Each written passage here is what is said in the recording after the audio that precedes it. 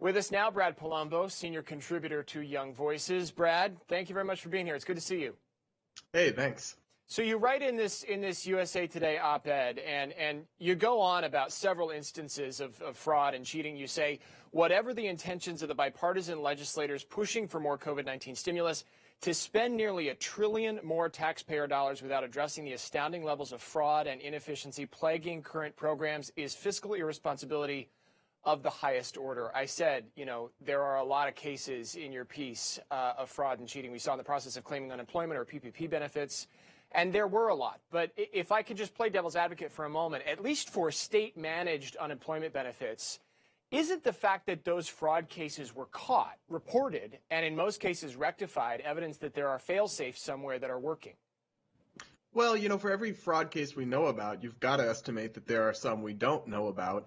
But I think it's a sign of a dysfunctional system when Congress came together, and I understand the urge to do something. They came together and they threw together this big package, the CARES Act, in March, and all of a sudden you had more loss to fraud just from this expanded unemployment insurance program than they had paid out in benefits in the entire year of 2019.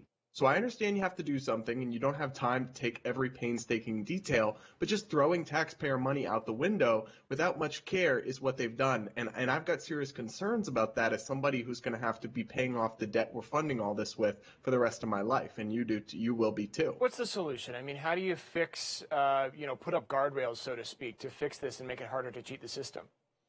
Well, to whatever extent you can, you circumvent the bureaucracy and put money directly in people's hands. So, Congressman Justin Amash, who's a registered libertarian, said if you're going to do anything, just give people money directly.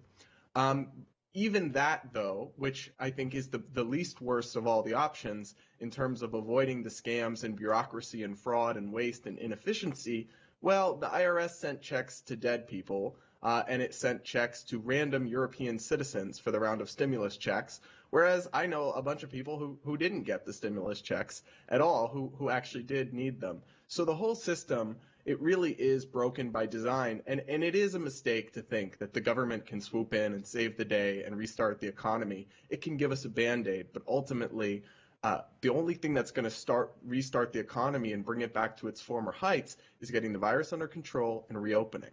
It almost sounds like you're making the case that there should be more funding directly to states to let them decide how to manage it.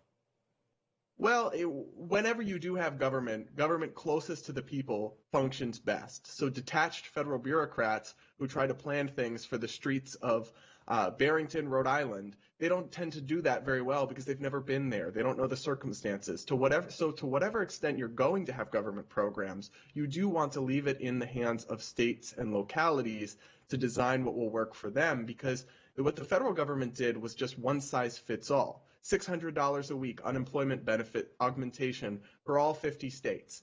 Right? That doesn't make much sense because states have different state levels benefit programs that you add on to. So that meant, depending what state you're in, you might get a check that's bigger than your salary, or you might get one that's really not that big at all. So these top-down approaches have not worked well. So anything that we do, we want to be decentralized as much as possible. Brad Polumbo with Young Voices. Brad, great to get your perspective. I appreciate you making